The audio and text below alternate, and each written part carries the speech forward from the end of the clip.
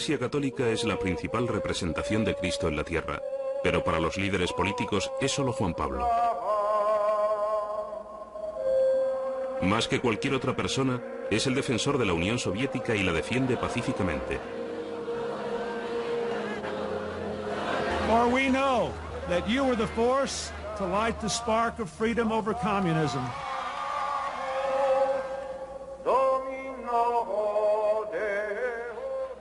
Los cuerpos diplomáticos piden a los dictadores ser más democráticos siempre. Juan Pablo mantuvo 2000 años de dolorosa relación entre su iglesia y el mundo. Fornication, gross indecency. Those who behave like this will not inherit the kingdom of God. Está también con los católicos y no católicos, insistiendo en las normas de la Iglesia sobre el comportamiento personal. Perhaps I love you more. Así, atrae a las masas más de lo que cualquier otro líder político pueda soñar. Tiene su propia magia, su propio encanto personal. Habla 9 idiomas. ¿Cómo pudo este actor, formado en la universidad, tan guapo como una estrella de cine, hacer su trabajo en el escenario mundial? Era de Polonia y le apodaban Lolek. Creció en un pueblecito, entre la belleza y la tragedia. Juan Pablo II. Karol Wojtyła nació en 1920 a 32 kilómetros de la ciudad de Praga, en un pueblo con unos 8000 católicos y 2000 judíos.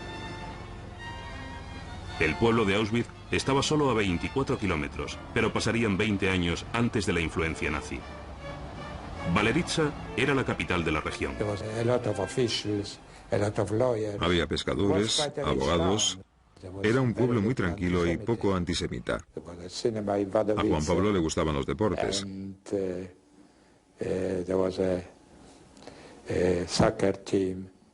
Había equipo de fútbol y tenis. La vida era juego. En este pueblo, rodeado de granjas y montañas, Juan Pablo II pasó sus primeros 18 años. Fue el único periodo que Polonia había conocido de independencia cuando los alemanes y los rusos luchaban constantemente. Su madre, Emilia, era de una familia pequeña, y su padre, Karol, era un oficial del ejército retirado.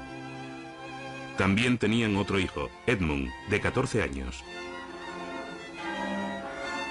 Vivían en un edificio con otros cuantos vecinos al lado de la parroquia del pueblo. La habitación de los chicos daba justo a una de las ventanas de la iglesia. Era un apartamento muy pequeño. Había 2 habitaciones extremadamente pequeñas, pero muy limpias y ordenadas perfectamente, como corresponde a un ex profesional del ejército. Karol padre envió a su hijo a la escuela pública en vez de a la privada porque pensaba que recibiría una educación mejor.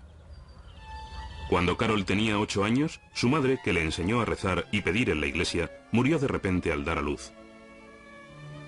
Su hermano estaba estudiando medicina fuera, por lo que los siguientes 10 años los pasó solo con su padre. Un hombre encantador. Muchas veces fui allí, ¿sabes? Las largas tardes de invierno en un pueblo pequeño. Y él nos contaba historias. Todo un caballero. Cuando Karol tenía 12 años, sufrió otro golpe. Su hermano Edmund se contagió de un paciente que tenía fiebre escarlata y murió. Su padre era su única familia. Mientras crecía, desprendía calidad humana e intelectual. Cuando jugábamos e íbamos a los bailes del colegio, pasaba cada minuto estudiando, aprendiendo idiomas. Leía libros de filosofía que a nosotros nos resultaban muy difíciles. Le admirábamos, era muy simpático y tenía una memoria increíble. No solo permitía que sus amigos copiaran sus deberes, sino que los ayudaba. Nunca se metía en peleas. No es que fuera un cobarde, no lo era, sino que era de esa clase de gente con la que uno nunca se pelea.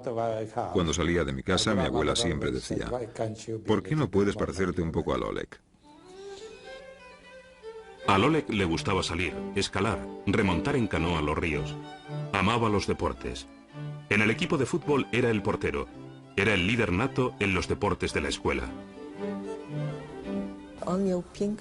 Tenía una voz preciosa, era guapo y con una memoria rápida.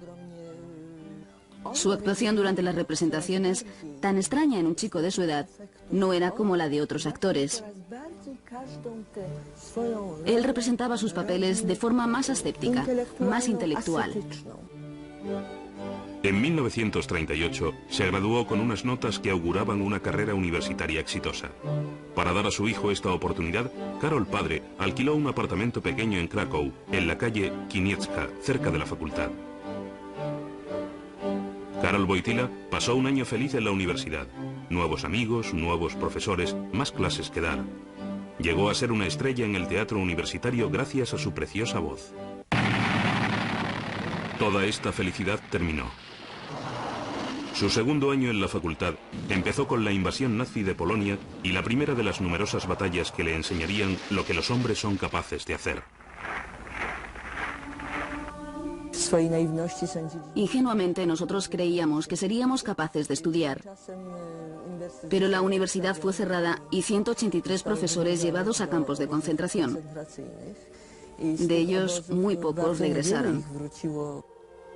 Con sus amigos, él organizaba clases y teatro clandestinos, una resistencia no violenta para mantener la cultura polaca viva. No había escenario. Actuábamos solo en cuartos de estar. Esta poesía patriótica polaca estaba prohibida en las escuelas por aquella época. Se suponía que alegraba los corazones tristes, a la gente deprimida, por lo que tenían a su alrededor todos los arrestos. Había terror a su alrededor. Las regiones judías fueron aprisionadas en el gueto de Krakow. Los nazis también arrestaron y mataron a los católicos, sacerdotes, intelectuales, líderes de las comunidades. Ni Karol Wojtyła ni ninguno de nosotros tuvo nunca miedo. Éramos jóvenes y pensábamos que teníamos alguna misión. Otros luchaban con armas y nosotros con la palabra.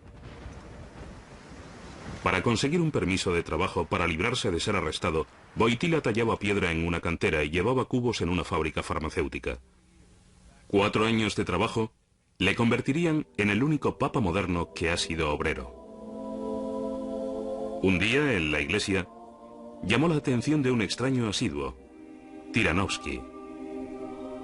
Tyranowski era un místico, un hombre con una vida espiritual inmensamente rica, capaz de ser un predicador místico. Si no hubiera sido por él, el santo pontífice no hubiera llegado a ser sacerdote. Tyranowski reunía grupos pequeños de jóvenes en su casa. Una vez por semana, uno de nosotros iba con él durante 1 hora. Era una especie de clase de religión que él nos daba a cada uno de nosotros. Duró unos cuantos años.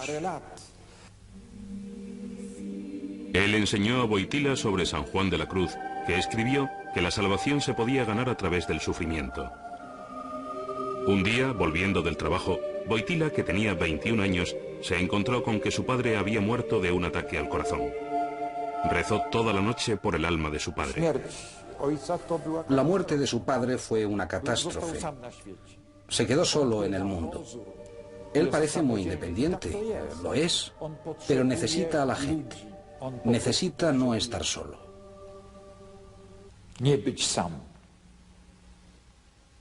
Sin familia, Wojtyła, guiado por el padre Tyranowski, formó su propio grupo juvenil y empezó a ver cómo su trabajo les fortalecía.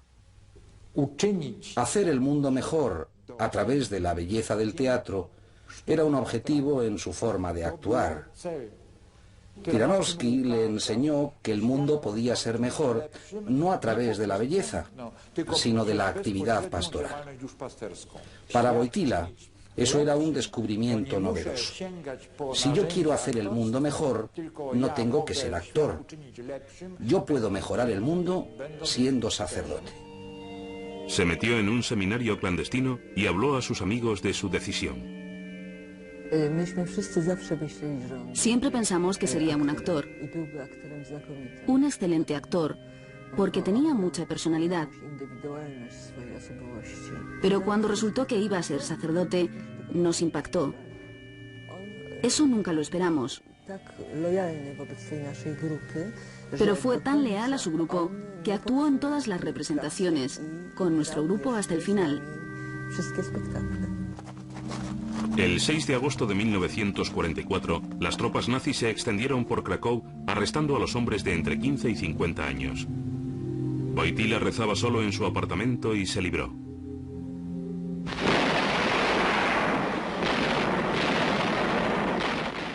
Al día siguiente, el arzobispo de Cracovia, temiendo por las vidas de sus seminaristas clandestinos ya que la batalla se aproximaba, los reunió para esconderlos en su palacio, el que un día ocuparía Wojtyła como arzobispo. Desde que él no había ido a trabajar, Wojtyła sabía que los nazis le estarían buscando. El arzobispo temía dejarnos salir de la ciudad porque pensaba que teníamos documentos falsificados. Temía que fuéramos reconocidos por alguien que supiera que nos buscaban.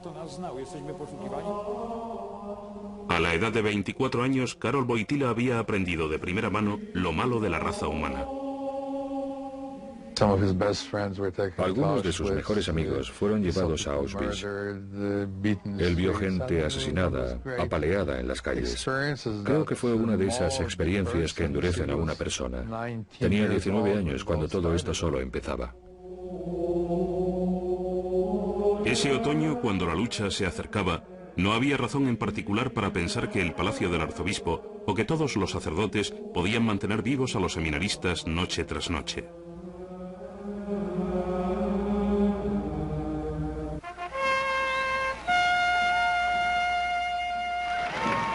La liberación en las batallas que mantenían los nazis fuera de Polonia. Los ejércitos de un monstruo daban paso a los de otro.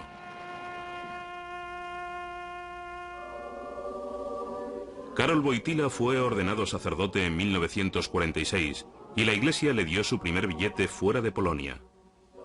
Fue a conocer el Vaticano construido sobre la tumba de San Pedro, el hombre de cuyo trono Karol Wojtyła tomaría fuerzas para su lucha contra los sucesores de Stalin. A la edad de 28 años, Wojtyła volvió a Polonia.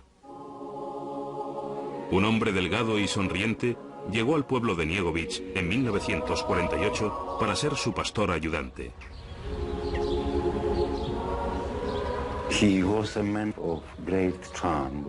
Era un hombre encantador, muy sencillo y por supuesto con una gran cultura e inteligencia. Y era evidente que era un hombre de gran espiritualidad, muy amistoso y bastante agradable en cuanto al trato directo con la gente. En Niegowicz y un año después en la parroquia de San Florián, el padre Wojtyła era querido por sus parroquianos. Era famoso por las excursiones que hacía a sus queridas montañas durante sus trabajos con grupos juveniles y de estudiantes. No importaba si íbamos a través de una tormenta en el lago o en el bosque, nunca se quejaba. Y siempre estaba de buen humor y contando chistes. Para él eso era relajante. Estaba en contacto con la naturaleza. Y en esta naturaleza, obviamente veía a Dios. Cuando estábamos remando, siempre había alguien que quería ser su compañero. Había turnos porque todo el mundo quería ser su compañero. Era obvio en sus excursiones al aire libre que le gustaba el liderazgo. Creo que era un hombre principalmente tradicionalista, con una gran fortaleza y control de sí mismo. Y con espíritu para ser bondadoso y más fuerte que los demás.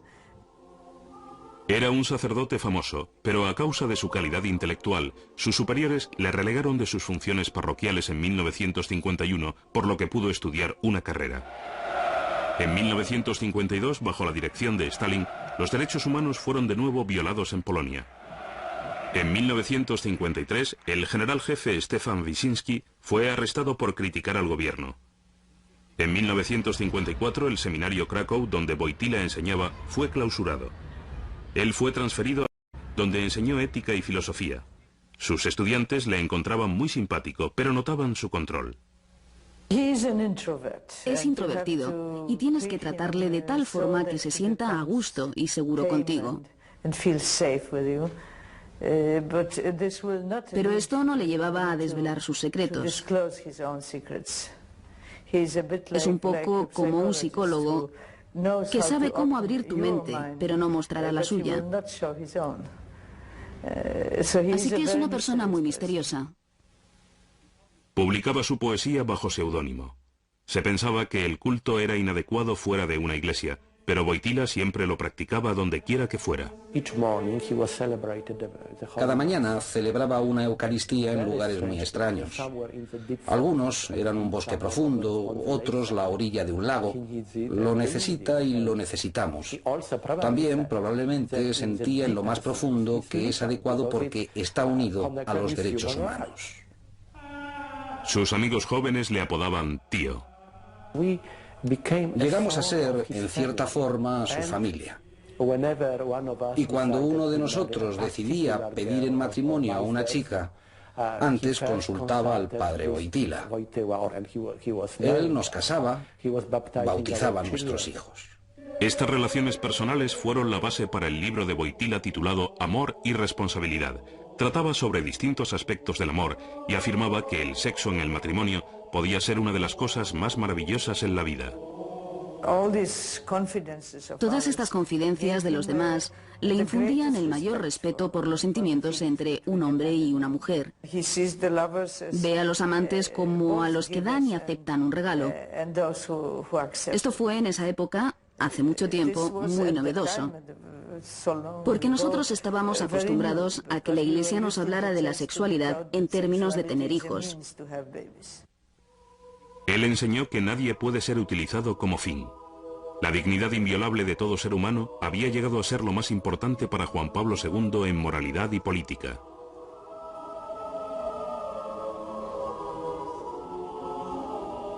En 1956, los comunistas arrestaron al cardenal Wyszynski. En 1958, nombró a Wojtyła obispo auxiliar de Krakow. Entonces dijo, pero soy demasiado joven. Tenía 38 años. Pero el cardenal dijo, no dudes que el Santo Padre sabe tu edad. Wojtyła ahora trataba directamente con las autoridades comunistas. El cardenal Wyszynski empezó a enseñarle los secretos de tratar con los comunistas. Había encontrado en Wojtyła al perfecto compañero. Podían jugar al bueno y al malo. Desde el punto de vista de las autoridades comunistas, pensaban que Wojtyła era 20 años más joven que Wyszynski,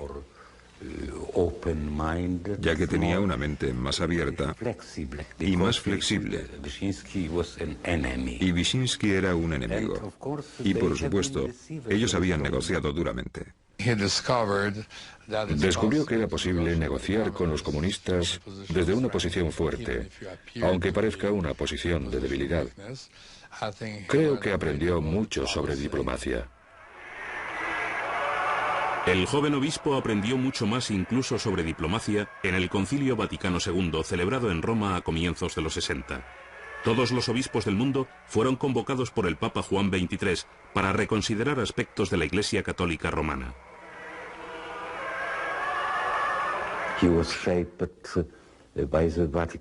Fue formado en este concilio. Era hombre de diálogo, abierto a otras religiones, cristianos, no cristianos, judíos. Al mismo tiempo, se convenció de que la fuerza de la Iglesia en situaciones difíciles en Polonia consistía en su unidad. Un punto tratado en una entrevista antes de llegar a ser papa. The church in Poland is living its own life. And I suppose that is important for the church everywhere, to living its own life. to realize its own mission. The most important problem is atheism and Marxism. That is a anti-religious ideology and system. El nuevo Papa Pablo VI tomó nota de la constancia y la paciencia de Wojtyła. En 1967 el Papa Pablo le hizo cardenal y le confirmó como heredero de Wyszynski, quien con su protegido había predicado por todas partes que el cristianismo, no el marxismo, era el verdadero defensor de los oprimidos, para los que la Iglesia pide derechos y libertad. En Krakow había una procesión por las calles desde la Edad Media. Wojtyła insistió para su continuidad. Todos los años le cuestionan esta procesión y él lo rechaza. Protesta. Que es el tipo de ritual para pedir los derechos en la calle. Wojtyła insistía en una iglesia en Nowa Huta, un suburbio de obreros comunista y ateo. Los oficiales querían traer la iglesia a la ciudad, pero Wojtyła se negó y plantó una cruz donde debía construirse. Los comunistas cedieron. Tienes que tener una mezcla de negociación con tu enemigo, que en este caso es el poder comunista, pero al mismo tiempo mantener bastante resistencia, oposición, insistir en el derecho a construir iglesias, en la libertad de enseñar religión en las escuelas.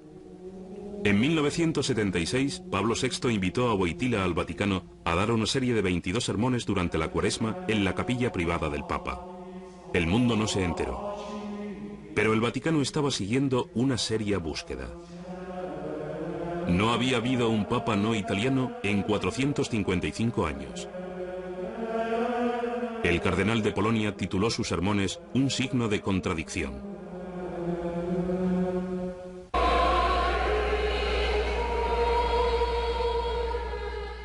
El Papa Pablo VI murió el verano de 1978. 111 cardenales de todo el mundo se encerraron en la Capilla Sixtina.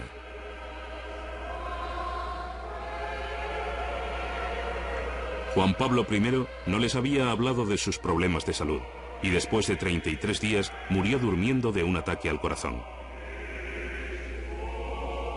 De nuevo, los cardenales se encerraron. Su colega de Polonia tuvo votos en el primer cónclave. Empezaron a ver qué sorpresa darían al mundo.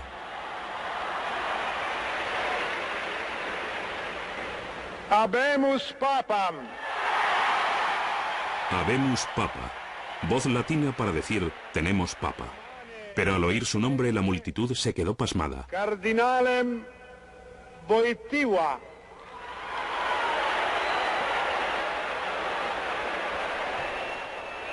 Recuerdo que todo el mundo decía, han elegido a un africano. Bueno, no era africano como todos sabemos, era polaco. Era un acto bastante imaginativo. Los cardenales reunidos sabían en cierto sentido que era una provocación a la Unión Soviética y a las regiones comunistas del este de Europa. Sia lodato Gesù Cristo. Sempre sia lodato. El nuevo Papa empezó a ganarles cuando dijo en perfecto italiano que venía de un país lejano. Lo hanno chiamato di un paese lontano. De vuelta a casa a ese lejano país. Felicidad. ¿Y qué más? Era algo increíble. La gente pasó toda la noche en las iglesias rezando y agradeciendo a Dios este acontecimiento inusual e inesperado. Había noticias de una llamada furiosa desde el Kremlin a Varsovia.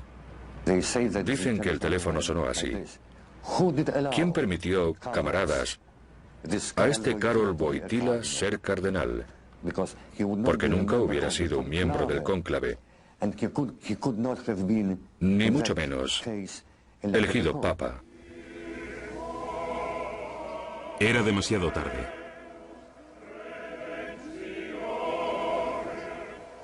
Instalado en Roma, el joven Papa de Polonia no permitiría a su mentor Wyszynski besar su anillo. Los cardenales habían dicho a su nuevo Papa que terminara con la confusión entre los católicos. También esperaban que su juventud pudiera sosegar a los más jóvenes.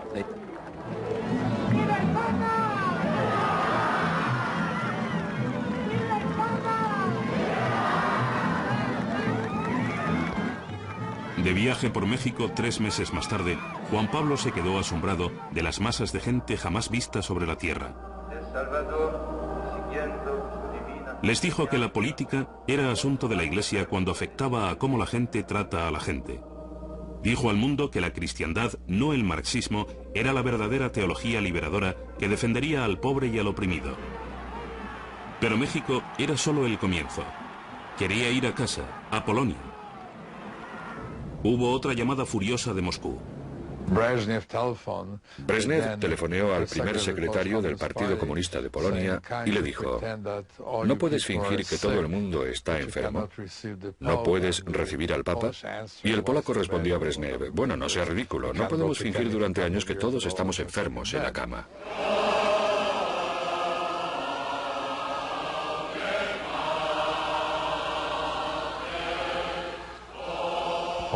El gobierno polaco no pudo dejar de invitarle.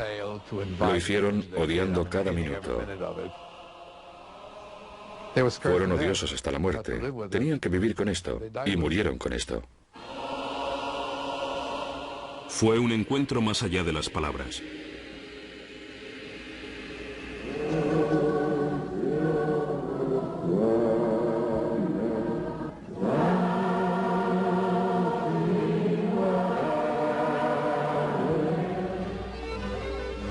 Los polacos dijeron más tarde que lo que realmente vieron fue a ellos mismos como pueblo por primera vez.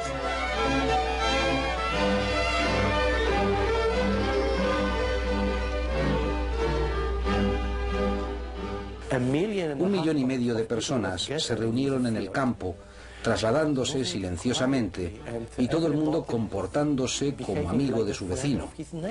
Sabes que era algo totalmente inusual y teníamos el presentimiento de que algo pasaba. También pudimos contarnos y dijimos: mira, somos tantos y formamos la unidad. Y los comunistas son un cuerpo extraño que ha sido aislado. Dijimos cosas que en ese momento eran bastante revolucionarias. Dijo a los polacos básicamente que las divisiones de la Guerra Fría, estipuladas en Malta, no eran permanentes. Citó a San Pablo y dijo: permitid al Santo Padre ir a cambiar el mundo. Y entonces añadió: este mundo. No comprendimos el verdadero significado de esas palabras en ese momento.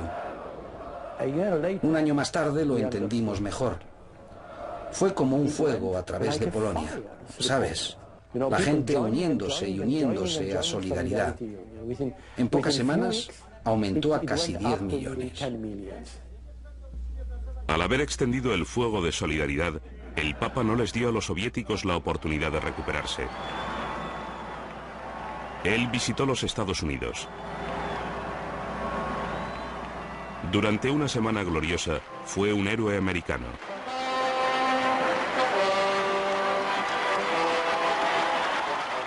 También predicó que el capitalismo puede producir grandes males. Christ demands openness to our brothers and sisters in need, openness to the poor.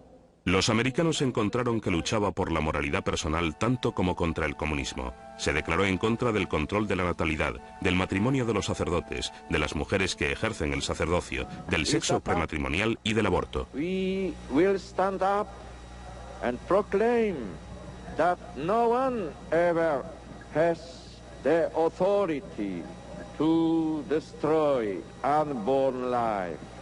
I think people were hoping Creo que la gente estaba esperando que trajera una bocanada de aire fresco al Vaticano.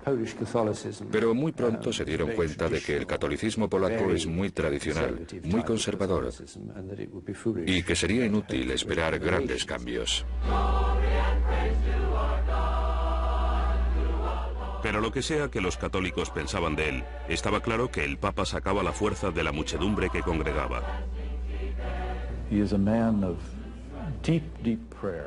Es un hombre con carácter, un gran predicador.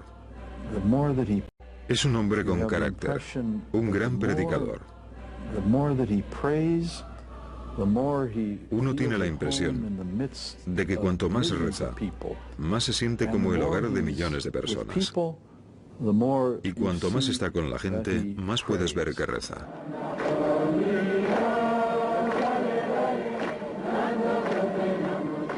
Pero toda la excitación que causó empezó a llamar la atención, incluso en el Vaticano.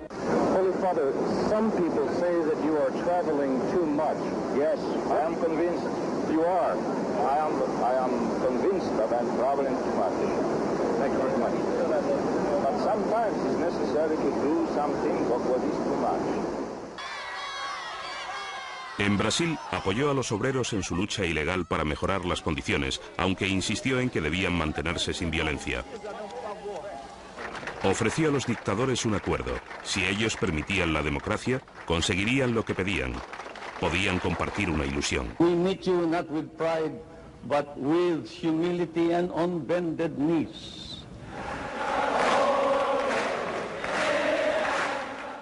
Ningún político podía soñar tal acto, y la presión de Moscú aumentó.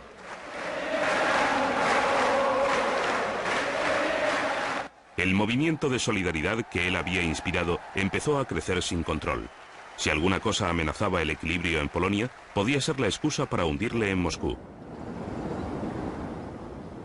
En mayo de 1981, un joven perturbado llamado Mehmet Ali Akka irrumpió en la plaza de San Pedro, donde Juan Pablo se movía entre las multitudes como hacía siempre cada miércoles por la tarde.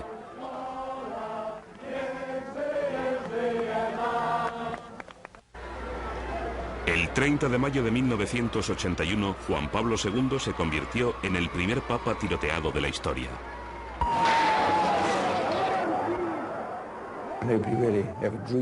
Quizás nunca había imaginado un acto sacrílego como este antes de que alguien intentara matarle.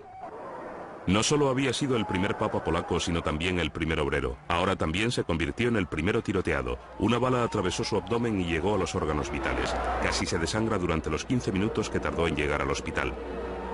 En las altas esferas del Vaticano se rumoreó que lo hicieron los soviéticos, furiosos por el sindicato Solidaridad en Polonia. En el juicio no se pudo probar nada sobre si el turco Ali Akka había actuado solo. 4 días más tarde, el Papa daba su perdón y su bendición de los domingos desde el hospital. Prego per il fratello che mi ha colpito, al quale ho sinceramente perdonato. No había muerto, pero estaba cansado. Y 8 días más tarde, otro golpe. Juan Pablo habló por última vez con su querido cardenal Wyszynski, que moría unos pocos días después. Mientras se recuperaba, Juan Pablo intentó controlar el sindicato Solidaridad, pero era agotador, y antes de que el año se acabara, llegó la ley marcial, tanques en la calle. Parecía como si el Papa hubiera perdido. Pero los diplomáticos que trabajaban con él en el Vaticano lo sabían mejor. Si él siente fuerza por algo, y hay mucho por lo que la siente, lo sigue de cerca, lo perseguirá y no lo abandonará. Juan Pablo siguió demostrando su voluntad presionando al régimen comunista. En Nicaragua regañó públicamente al padre Ernesto Cardenal, diciendo que debía irse del gobierno. Juan Pablo ordenó a los sacerdotes de todo el mundo salir de la política para que su autoridad moral fuera más fuerte al criticar al gobierno. Fue el primer papa que visitó Gran Bretaña y además el que aplacó el golpe sufrido cuando Enrique VIII se separó de la Iglesia de Roma en 1527. Volvió a Polonia prometiendo a los comunistas que les ayudaría a calmar a la gente y les insistiría en la no violencia, pero también en los derechos humanos.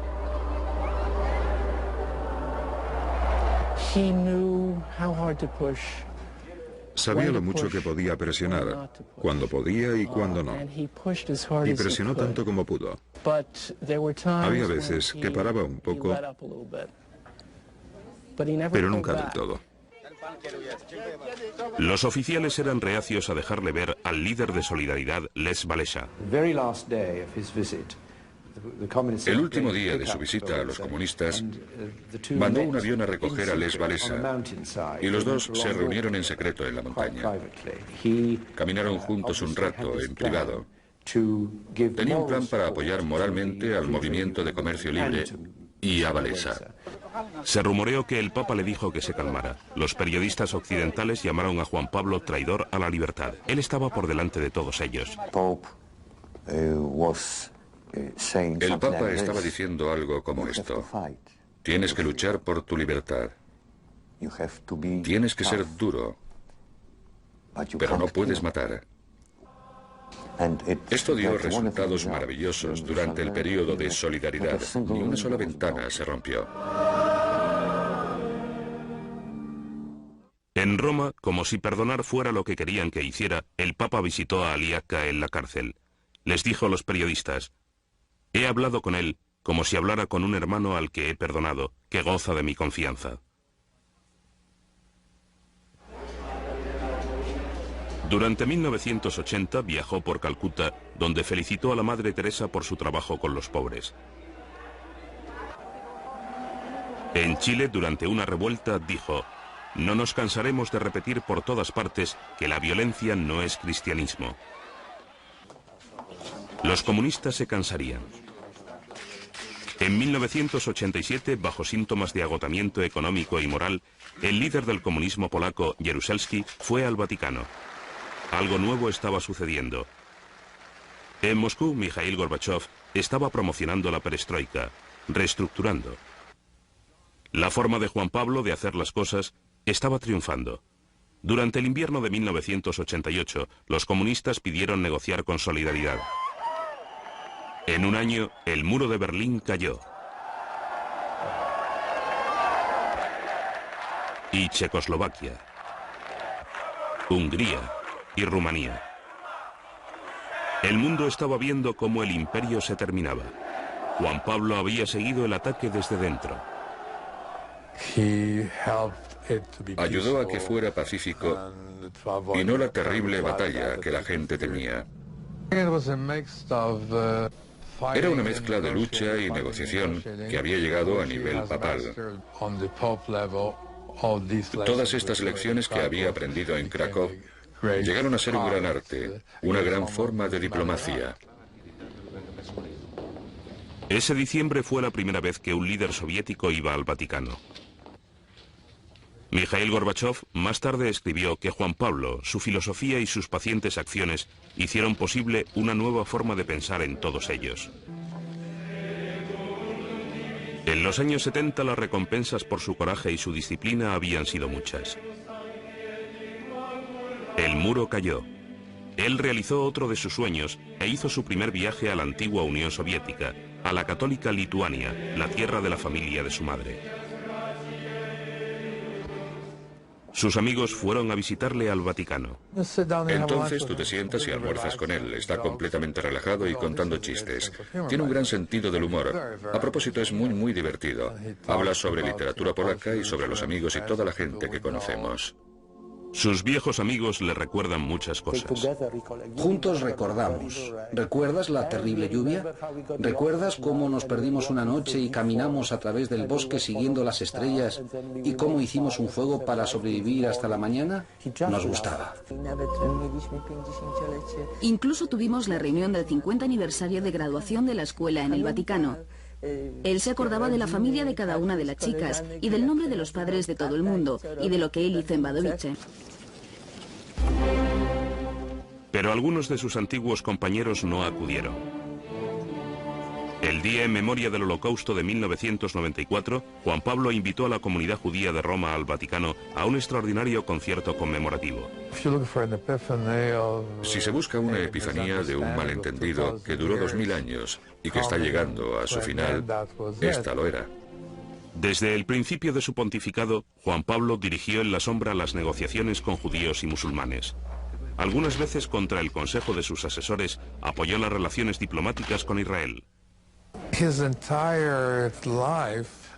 Su vida entera la dedicó a la construcción de las relaciones fructíferas entre los judíos y los católicos. Para él, esto era un tipo de compromiso con la historia y con él mismo. La historia no se paró para él. Encontró nuevos enemigos contra los que luchar, incluso en Polonia. Su protegido Walesa era ahora el presidente, pero Juan Pablo encontró un tipo de libertad que alimentaba nuevos males. Y se enfadó una y otra vez. Podía ver a los polacos volverse más materialistas y menos espirituales. La asistencia a la iglesia era menor. Will make you free. Volvió a América.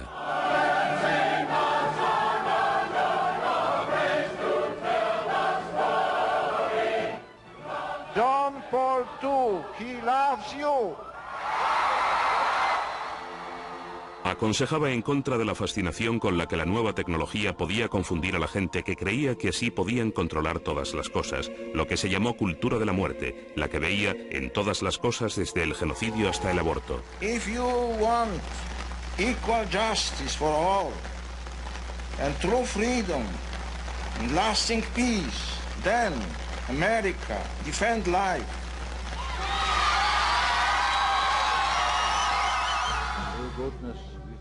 Desde el principio de su papado, había reunido a los obispos conservadores, quienes volvieron a su visión de la moralidad personal. En estos asuntos, Occidente ha mostrado continuamente unas pequeñas diferencias entre católicos y no católicos.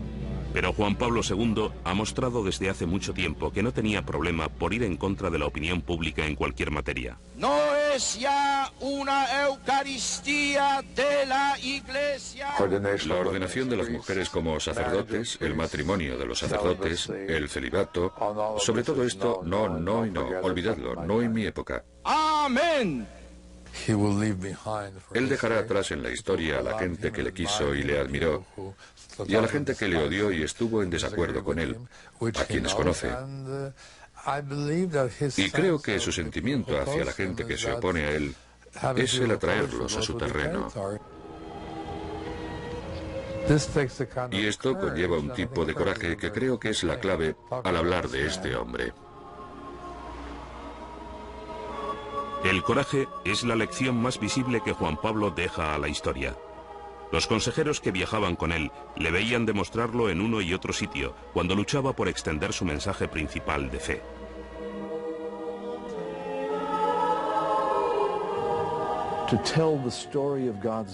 Contar la historia de amor de Dios. Contar a la humanidad necesitada que sufre. A la gente con problemas, a la gente desanimada. Recordar al mundo que Dios realmente quiere a todos y que este amor es palpable y que requiere una respuesta.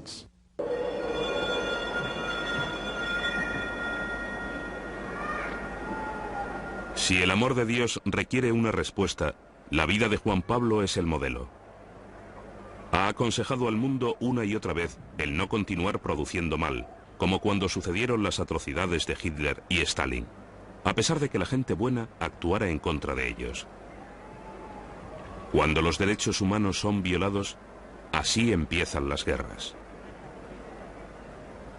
Lo vio suceder en el mundo durante su juventud y respondió personalmente.